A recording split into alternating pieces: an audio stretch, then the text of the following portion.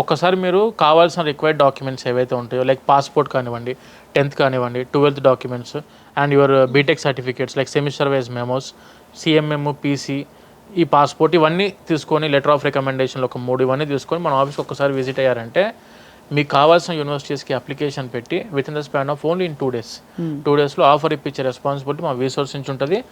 దానితో పాటు మీకు ఆఫర్ వచ్చినట్టు ఆబ్వియస్గా ఫీజెస్ అన్ని మెన్షన్ అయ్యి వస్తాయి. యూనివర్సిటీ ఫీజు ఎంత, లివింగ్ ఎక్స్పెన్సెస్ ఎంత అని చెప్పి ఆఫర్ లెటర్ ఉంటుంది. ఆఫర్ లెటర్లో ఫీజు అని మెన్షన్ అయ్యి వచ్చిన తర్వాత మనం ఏం చేస్తామంటే మన రీసోర్స్ ఫిన్టెక్ డిపార్ట్మెంట్కి ఫైల్ మూవ్ చేస్తాం.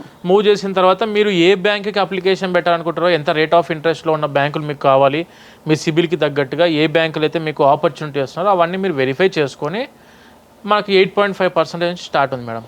25 నేషనలైజ్డ్ బ్యాంక్స్ అండ్ ఎన్బిఎఫ్సితో టైఅప్ అయినాం కాబట్టి వితౌట్ ఎనీ ప్రాపర్టీ అష్యూరెన్స్, ఎటువంటి ప్రాపర్టీ అష్యూరెన్సెస్ పెట్టకుండా 100% ఎడ్యుకేషన్ లోన్ ఇప్పించే రెస్పాన్సిబిలిటీ మా రీసోర్స్ తీసుకుంటుంది.